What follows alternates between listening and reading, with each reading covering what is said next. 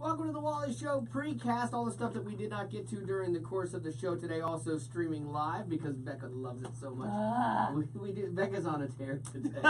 She came back and is just still cranky, which I understand. Okay, so. yeah. I said understandably so. Credit. You have a lot of stuff going on with Joey's health, but it was good to have you back on the show today for sure. Well, thank you. So I'm not sure what I said because I'm 90% Diet Coke and 10% sarcasm, which is shockingly low because I feel very sarcastic. I think you're a little low on your estimate of sarcasm. The Diet Coke's washed out of my system, so the sarcasm might be showing up a little bit more. I'm not sure. It's there. I would flip those two numbers. Oh, would it flip two numbers, huh? Would you, sweetheart? Yeah, that's what we were dealing with today. But again, great to have you back. You'll hear later on in the show how Joey is doing. Any updates today, beforehand? I haven't heard from him yet. I was just talking and complaining about how little sleep. Because I've slept in the hospital up until last night, so I've slept in the hospital for a week Unlike straight. a little Barco lounger thing, or what do you get to sleep on? There's a cot, but it's like it takes me a really long time to find the correct position where my hips aren't like right up against the rail. Right.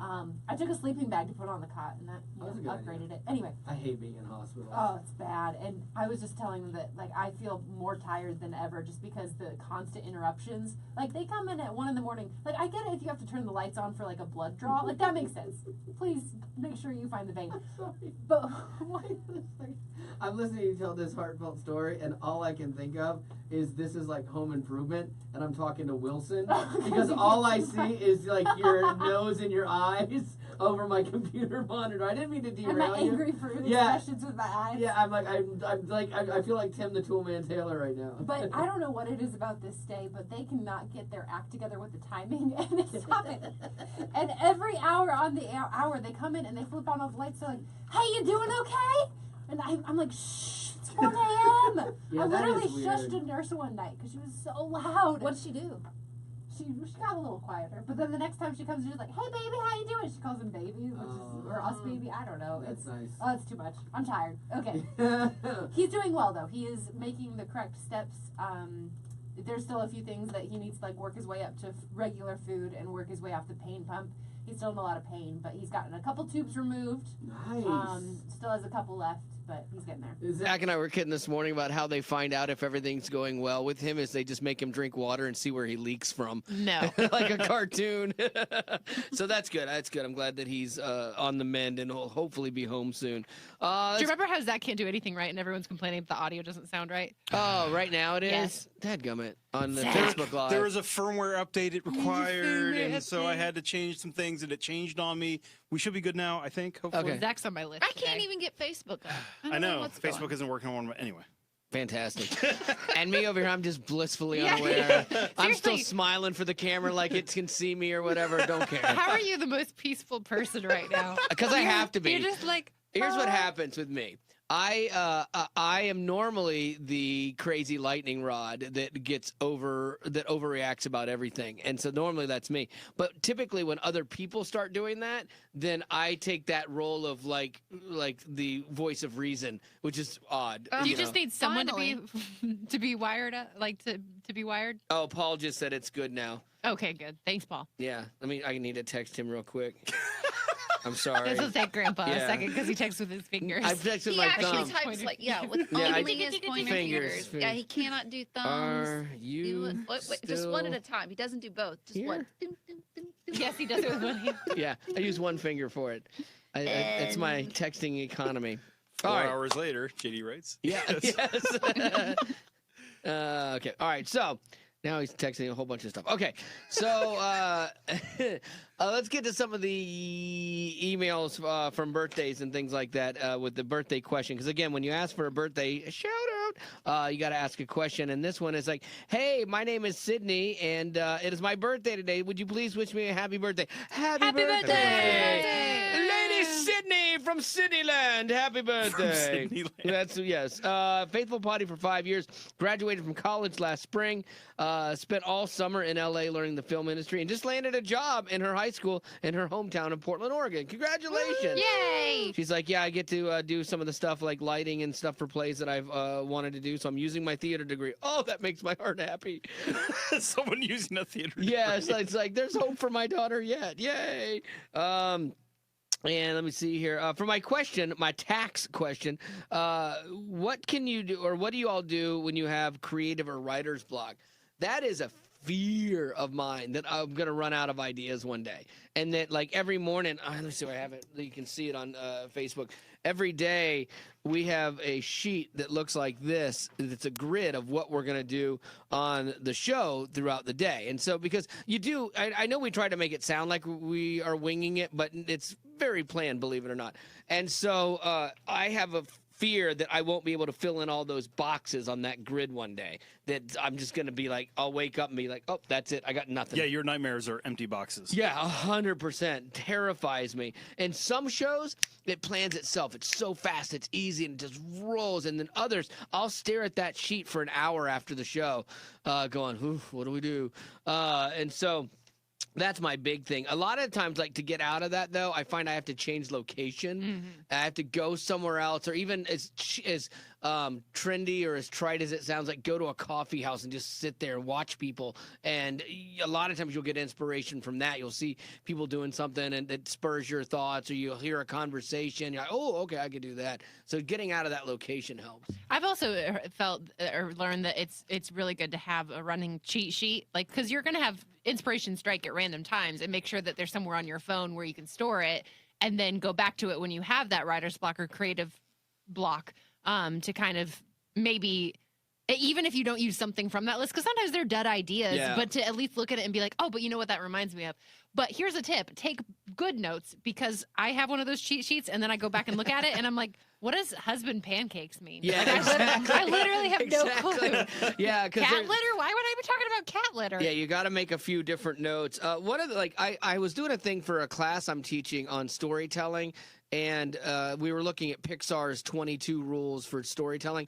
And one of their interesting things for getting out over, like, writer's block is taking a story that you don't like and deconstructing it and rearranging it to make it something that you would like. Oh, I do that with my dreams every morning. Do you really? Yeah, if my dreams don't go the way that I like them to, I always, like, kind of rewrite how they should have gone. Really? I know it's kind of ridiculous. My dream last night was really boring. I was just doing laundry, and I was so excited to finally switch to liquid detergent. So, not one to rewrite.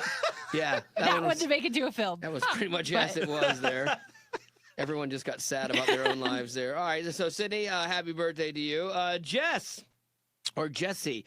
Hey, my birthday is today. I'm turning 18. My family and I have listened since the Total Axis days. I've been a potty for the last few years. I have a couple questions if you want to tackle these. Do you have any weird family traditions? For example, Wally, the Circle Bunny song. Yeah, it's something that we used to do with my daughter. I'd sing her the Circle Bunny song, a song we made up. And I would sing that every night to her, all the way up till about 16. I think that started to go away. I'm still a little sad about that. I hope that her first night at college, you drive up. Oh, I will. I'll sing her the Yes. Circle Bunny song. I'll text her. If nothing else, I'll text her a video of it. Or do the say anything thing. Yeah, with where- the boom box. Yes. Yes. Yeah. John Cusack standing Genius. outside of it. Yeah. That'd be cute. That'll really get her some points with her friends. Oh, yeah. for sure. Totally. And Yeah. the sad part is she'll think it's cool. Yes, it's true. It's true. She'll be so excited. Yeah, because when you go away to college for the first time, it's a little scary. So, yeah, the Circle Bunny song. And then we actually used to we had artists who would come in and we'd have them do their versions of the Circle Bunny song, which I loved doing that. We'd give them a lyric sheet and they'd have to write songs. And the songs that they wrote as a result of that were just always so interesting. And that was a lot of fun. So I miss that. But do you guys have anything like family traditions that you guys do? Joey and I always go to Buffalo Wild Wings on Christmas Eve. Oh, really? Yeah, That's weird. it's That what is we did weird. our first year, because it was like, we're not going to cook on Christmas Eve, but we have this big meal planned tomorrow. So what do you do? So we went to Yeah. Buffalo Wild Wings, and now it's like, it's tradition. Oh, wow. So we've kept it. I like that. That's almost like the going to the Chinese restaurant on Christmas? The Christmas Story. Yeah. Yeah, that's kind of what it feels But like. we always, like, it's funny, we always, like, do a really big tip. And that's not to brag, just to say we're not going to be jerks and go eat out on Christmas Eve and Right. make someone work on Christmas Eve and then, Oh yeah, I Just didn't be even think jerks. about that. Yeah, I didn't even think about that. Yeah, I know. I've never eaten I've eaten lunch out on Christmas Eve. lunch. It's lunch. Okay. They usually close at like 3 or something. Yeah, that was good. Anytime I have to grocery shop or do anything on a holiday, I apologize to the cashier, which I'm sure does not help. Yeah. But I'm like, I'm sorry, idiots like us didn't plan well, and you have to be open to sell gravy. But I'm so glad your company's making money, and that's good. I apologize to movie workers on Christmas Day because you know that that's not something that anybody wants to be working. Right. But I'm guessing they're getting time and a half, right? I hope And so. a lot of times it's actually if you don't do a lot of family stuff where it's taking you away from that, because like in my house we're done by that stuff by noon, and then we have dinner, and then it's like an early lunch, and then by the afternoon you're like, whatever. Okay, so this year on Christmas, once you're done with your presents and stuff, why don't you just come into work? Yeah, I mean I could. I mean it's not a problem. Like I usually I will get stuff done that I've been wanting. Yeah, we'll to get get done. emails from him on Christmas Day. Oh yeah. Hey, when we get back, we got to do something. But yeah, I could see it. There's something that there's like camaraderie when you all have to do like a shared experience and you all have to work Christmas. I was talking to a lady that was working Thanksgiving Target. And I was there like the night before, I guess, Black Friday, and it's when they do the all-night thing. And the lady was like, "Yeah, they've been really cool to us. They brought in like a turkey dinner and everything, and we've had fun. Like they're all sharing that same common experience. And for the most part, the people there were like, it's different. It's different going to work on those days than the normal days, and you actually kind of have fun with it. Because I've had to work Christmas Eve before. Anytime anything's different about work, it makes it a little more fun. I worked Christmas Eve at Toys R Us. That's the worst job ever, because every parent that didn't buy the present early enough for their kid, the hot toy, comes in and they're mad at you. Did you? You should shame every single parent and be like, "You don't love your child." Oh, when I was a kid and I was working there, and they'd be like, "Why don't you have this?" I'd be like, "Why didn't you order it earlier? Because it was really popular." And then how many years did you have to dress up as an elf? I never did. I just had pointy shoes. Oh, I just assumed. Yeah, no, I didn't. I never had to. Well, they would have had to work hard at the costume. Yeah, I used to build bikes at Toys R Us. That was one of my things. And so parents would come in and they'd be all mad because the bike wasn't ready yet. And it's like, dude, we're building 200 bikes today, and it's like we're going as fast as we can. Hey, how about you buy a wrench and learn to do it yourself? That's fantastic customer Yeah, I service. was cranky. You're like Bekah after the hospital. Yes, exactly. Let me see. So, and there was another thing here. Have you ever thought of a segment on the show that would work, but then didn't quite work out like you thought? Yes. All the time that happens. There was one so recently, and I wish I could remember what it was, but it bombed hard. Yeah. That happens. I can't remember it because they're so few and far between. No, it is true. It is true. Yeah. But it's funny because when I plan any segment for the show, if someone doesn't call right away, well, I always go, "Well, look what you did." Yeah, thought it was going to work. Gone. Oh well. Guess you were wrong. Yeah, I'm sorry. I sometimes too, like we do things. I know this is getting really inside, but like we'll come up with an idea, and then other things will trump it that are more timely. So you do those and you hold it, and we call them evergreen because they could run anytime. So there's been ideas that I've bumped every day for months. Like it just kept going, and there'd be something else, and so I'd bump it, and then we'd finally get to do it, and like, oh, that was a stinker. Like, I moved this thing for months, and then it just died. It was horrible. Like that's happened a bunch. That's got to sting more because you thought for years that Yeah. it was going to be a great bit. It's a great bit. I can't wait to get to this and just. It's like having a parachute with a big hole in it. Like it's your safety valve. And this is like the third time you've sat up and sat down and stood up. I'm having to move the camera. Oh, I'm sorry. No, it's so hard for the thing that you make us do every day. There she is. She's still feisty. Working through some stuff. She's still feisty. Aaron is 10 years old and wants to know that if your house was on fire, what is the first thing you would do? I would call the fire department. I think she means like, what's the first thing you would maybe grab or marshmallows try to and graham crackers and chocolate. Yep. Oh my word. Hey, that's. Excuse me. That was a burp. That is making the best of a bad situation. Like assuming family and living beings are safe. I think the first thing I would grab would be hard drives. 100%.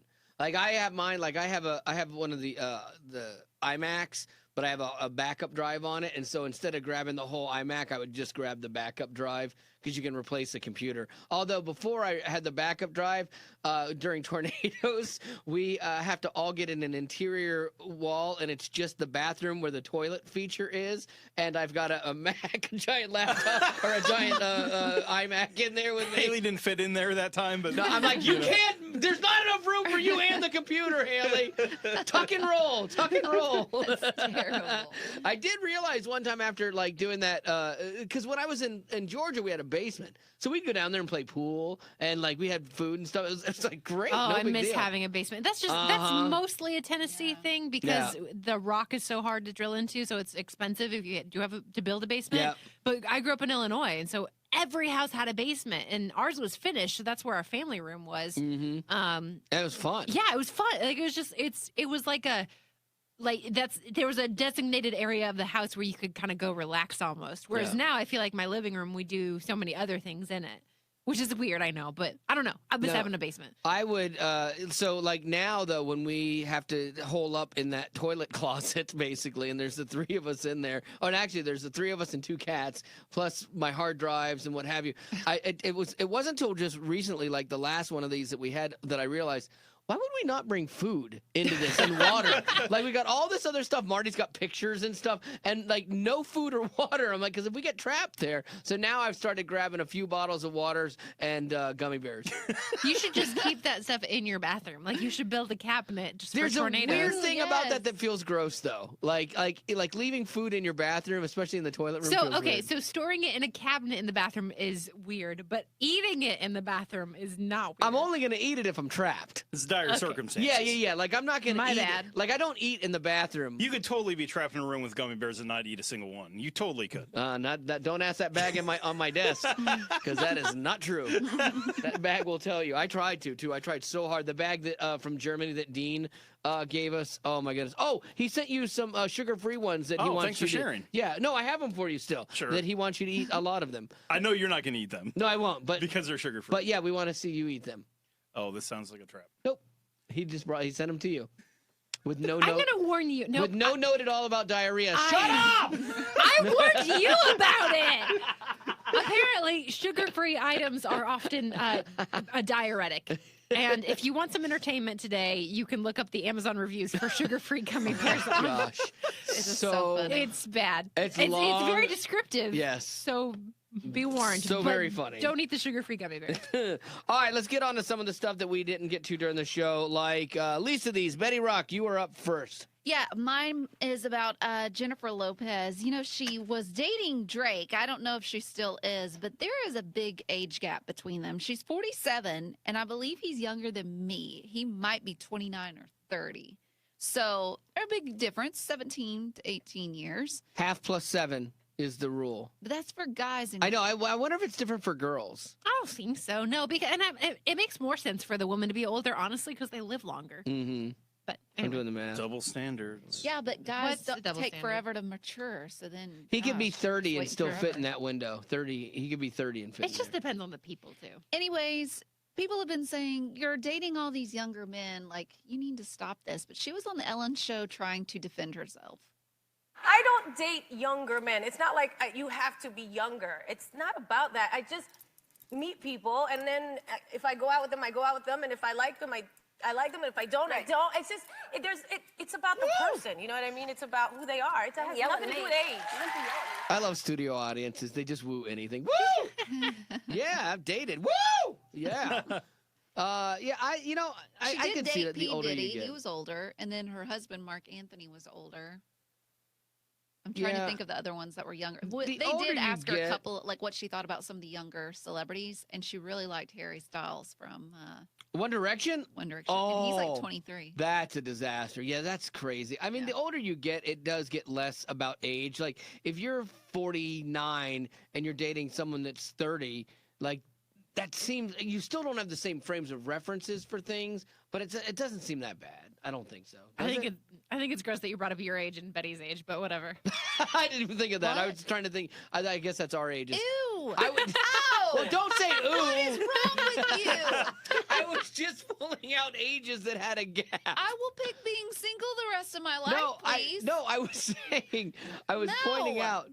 Okay, we're done with no's. That's 49 and 30 is too much, I think. I you think that's think? too weird. Really? I do. Yeah. No, wait. If it's Mike Rowe, he's like 55. Yeah, see, That's not terrible. see, that's my point. 55 and 31. My- You have issues. My point You have is issues. You have issues. that I'm just You have disgusting. issues. I'm fine. Case closed. You're fine. Okay. Did you have more, or was that the only one? No, that was the only one. Okay, cool. Let's move on to news. So the Pope came out this week and was talking, gave some tips for texting and not how to properly use emojis or anything like this. He's telling young people to put their phones down when they're at the table. He says when we're at the table and we're speaking to others on our telephones, it's the start of war because there is no dialogue. He said that dialogue, which brings hearts closer together, is a medicine against violence. Oh. So if you don't want wars to start, the best thing to do is maybe to put down the cell phone when you're with the people that you love. Texting and things in writing are so difficult. Like, I see how things get blown out of proportion, too, though. Like, talking about wars or misunderstandings versus having a conversation with somebody. It's so much easier because you can read body language, you can tell nuance, you can tell tone. And in writing, we all have that voice in our head that when we read something we don't like, we have that naysayer voice or that nag voice that we read it in as that person. And like, I've seen this, and I had this happen with some girl she'd reached out.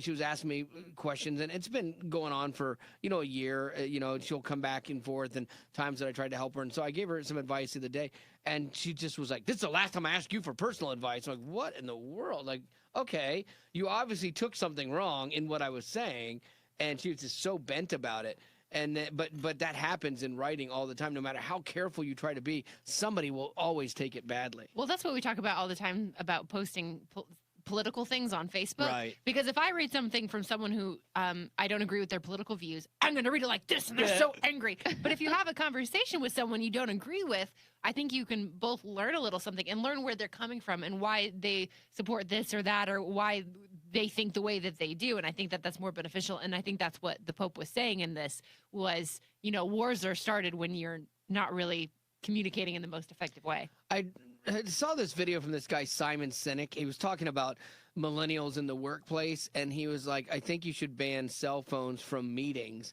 And one of the reasons being is you obviously get distracted. But before the meeting even starts, that's part of the meeting. It's like that interaction with people and the things that we miss out on because we're so busy on the task. And he's like, you'll look around a table and everyone's sitting there waiting for the meeting to start and everyone's on their cell phone doing nothing, not interacting.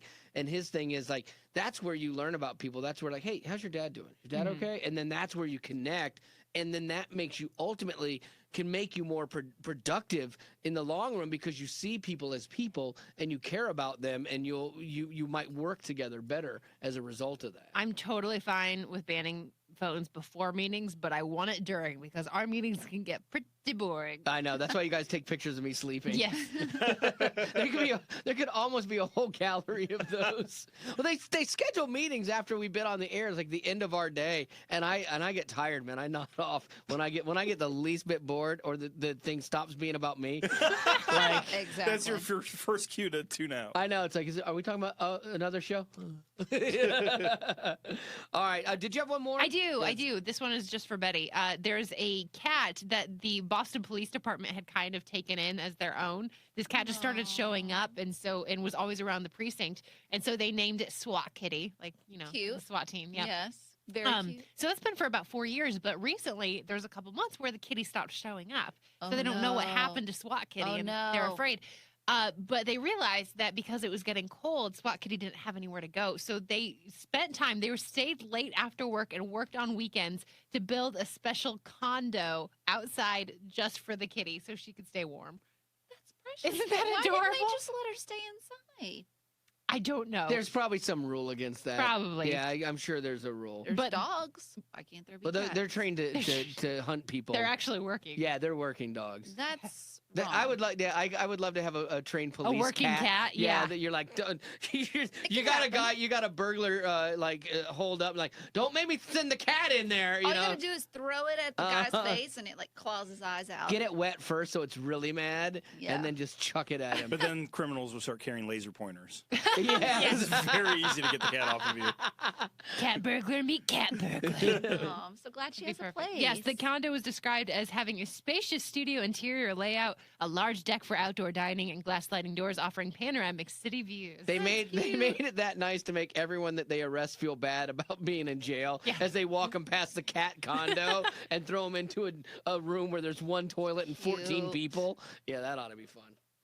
All right, I think that's going to do it for the precast today. Did we want to take any questions? Yeah, actually, we've had a lot of questions about the stuff going on behind you. Behind me. Can we give a quick tour of It's all a the paraphernalia back there? junk-filled mess. So, starting off with the Lysol can. Oh, that's because everybody's paranoid about getting sick. I don't think I've ever used this here, but everybody. Because you're the seems to be- reason everybody gets sick. You I am cough on not. it, rub your Yeah. nose. I am not. put Occasionally, boogers people on it. like spray Lysol into the microphone, which A, damages the microphone, Right. and B, makes it every time you talk, you like gag because it's so strong.